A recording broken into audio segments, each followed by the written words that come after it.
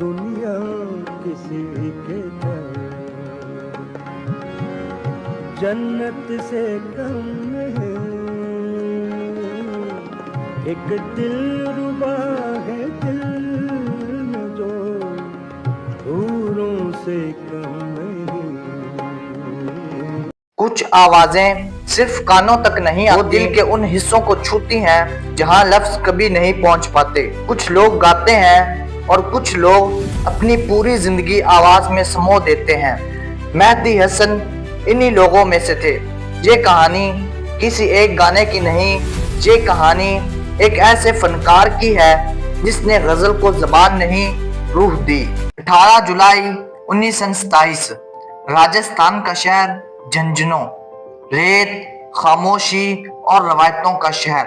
اسی خاموشی میں ایک بچہ پیدا ہوا جس کی قسمت میں شور نہیں بلکہ سر لکھے تھے۔ مہدی حسن ایک ایسے گھر میں پیدا ہوئے جہاں موسیقی شوق نہیں تھی، وراثت تھی۔ ان کے والد استاد عظیم خان اور چچا استاد اسماعیل خان درباری موسیقار تھے۔ یہ وہ زمانہ تھا جب موسیقی تفریح نہیں عبادت سمجھی جاتی تھی۔ گھر میں صبح کا آغاز ریاض سے ہوتا اور رات سروں پر ختم ہوتی۔ کہا جاتا ہے مہدی حسن کو بچپن میں کھلونوں سے زیادہ راگوں کے نام یاد تھے۔ جب دوسرے بچے گلیوں میں کھیلتے، مہدی حسن تان پورے کے ساتھ بیٹھے ہوتے۔ یہ ریاض کبھی آسان نہیں تھا۔ استاد نرمی نہیں جانتے تھے، غلط سر سزا بن جاتا، لیکن یہی سختی آگے چل کر ایک مکمل آواز بن گئی۔ وقت گزرا، ریاض بڑھتا گیا، آواز میں پختگی آتی گئی، لیکن قسمت ہر فنکار کو آسان راستہ نہیں دیتی۔ 1947 آیا، تقسیم ہوئی اور تاریخ ٹکڑوں میں بٹ گئی۔ مہدی حسن اپنے خاندان کے ساتھ پاکستان آ گئے، ایک نیا ملک، نیا نظام، نیا مستقبل۔ لیکن نہ موسیقی کا انتظار تھا نہ فنکار کا۔ یہاں زندگی پہلے مانگی گئی، فن بعد میں۔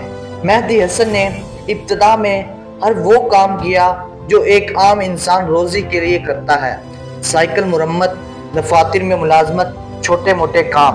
لیکن دل میں ایک چیز خاموش نہیں ہوئی، آواز۔ ریڈیو پاکستان وہ جگہ تھی جہاں قسمت آہستہ آہستہ دروازہ کھٹکھٹاتی ہے۔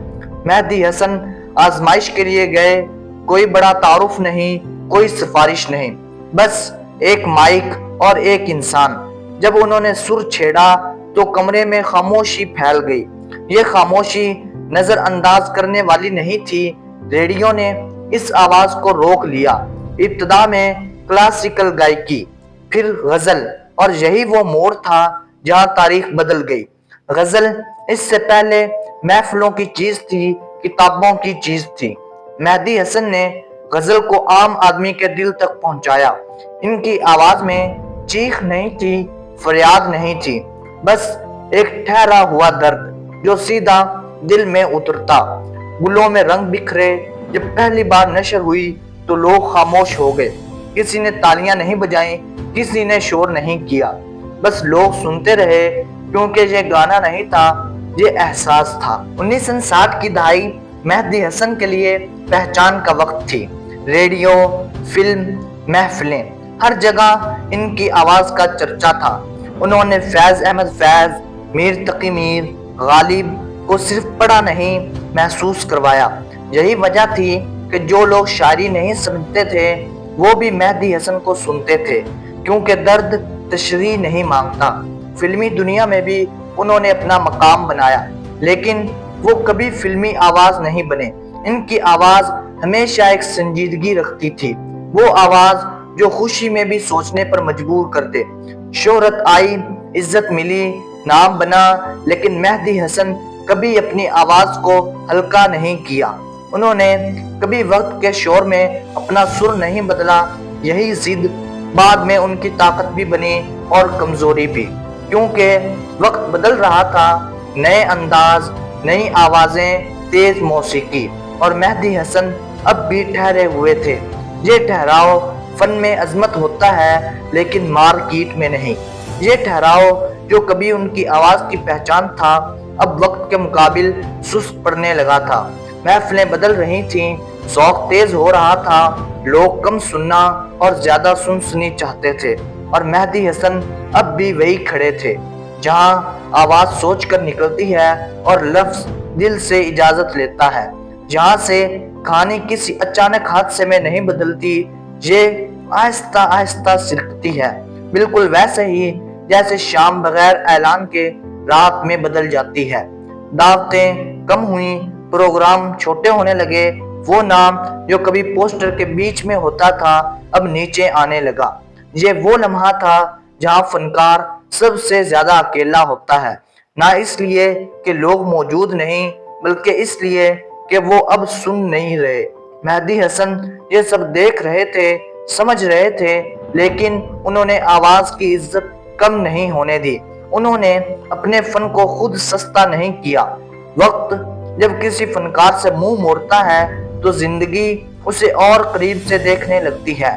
گھر، خاموش شامیں، لمبی راتیں، وہ راتیں جن میں ایک آواز خود کو یاد کرتی ہے۔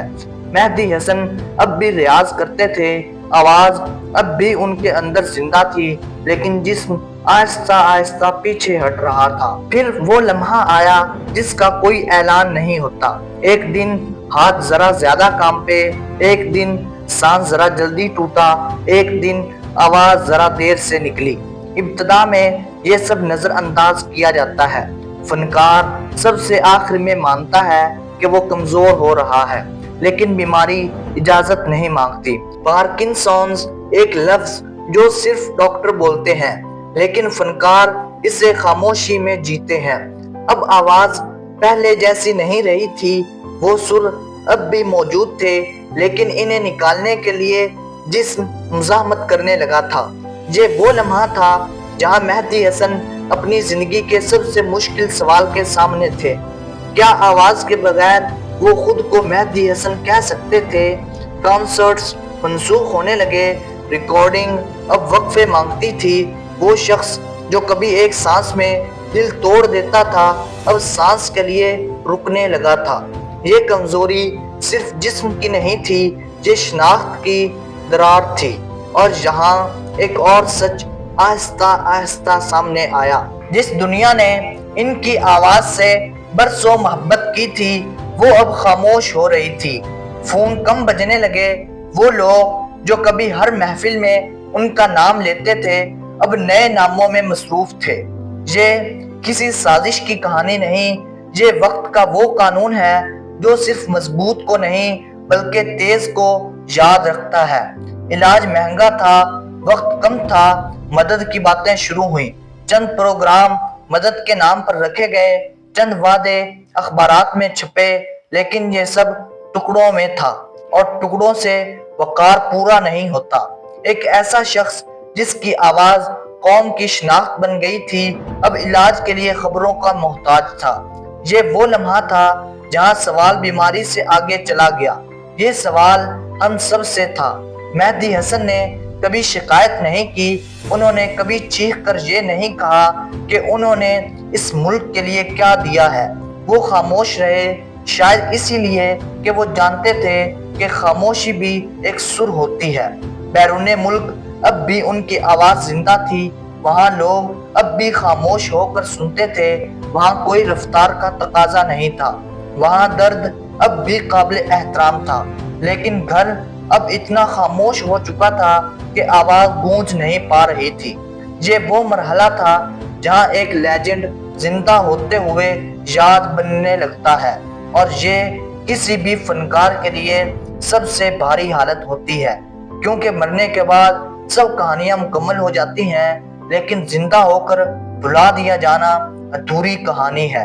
مہدی حسن اب زیادہ بولتے نہیں تھے، شاید اس لیے کہ بولنے کو بہت کچھ تھا اور سننے والا کم، لیکن ان کی آنکھوں میں اب بھی ایک سکون تھا، وہ سکون جو صرف اس انسان کو ملتا ہے جس نے اپنا فن بیچنے سے انکار کیا ہو۔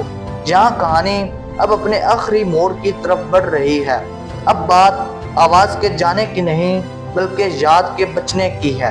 اب سوال یہ نہیں کہ مہدی حسن کیا تھے، سوال یہ ہے کہ ہم کیا تھے جب وہ ہمیں اب بھی سن سکتے تھے؟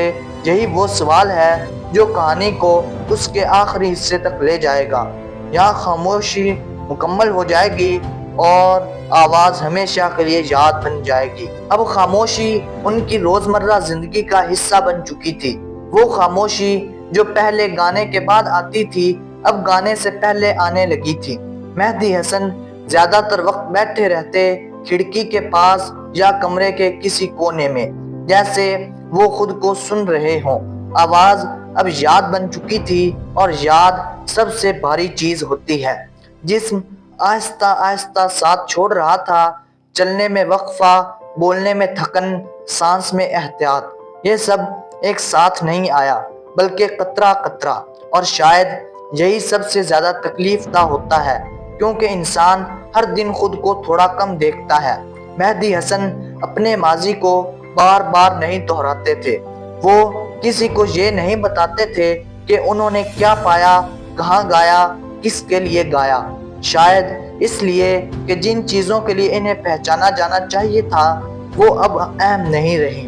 کبھی کبھار کوئی پرانا دوست آ جاتا، باتیں ہوتی، یادیں تازہ ہوتی، لیکن وہ باتیں زیادہ دیر نہیں چل پاتی کیونکہ یاد ہمیشہ موجود لمحے کو تھکا دیتی ہے۔ میڈیا اب شاذ و نادر ہی انہیں یاد کرتا تھا، کبھی یوم پیدائش پر، کبھی کسی خاص موقع پر، لیکن یہ یاد رسومات جیسی تھی، احساس جیسی نہیں۔ یہ وہ مرحلہ تھا جہاں ایک لیجنڈ نام بن جاتا ہے، انسان نہیں رہتا۔ علاج اب روزمرہ حقیقت بن چکا تھا، دوائیں، ڈاکٹر، چیک اپ۔ وہ شخص جس کی آواز کبھی دوسروں کے زخم بھر دیتی تھی اب خود درد کے ساتھ خاموش رہنا سیکھ رہا تھا۔ ان کی آنکھوں میں کوئی شکوہ نہیں تھا، نہ کسی شخص سے، نہ کسی ادارے سے۔ شاید وہ جانتے تھے کہ شکوہ آواز مانگتا ہے اور آواز اب آرام مانگتی تھی۔ 13 جون 2012 یہ دن کسی طوفان کی طرح نہیں آیا، یہ ایک عام دن تھا اور شاید اسی لیے زیادہ بھاری تھا۔ اس دن پاکستان کی سب سے گہری آواز خاموش ہو گئی۔ کوئی آخری گانا نہیں، کوئی آخری جملہ نہیں، بس ایک مکمل خاموشی۔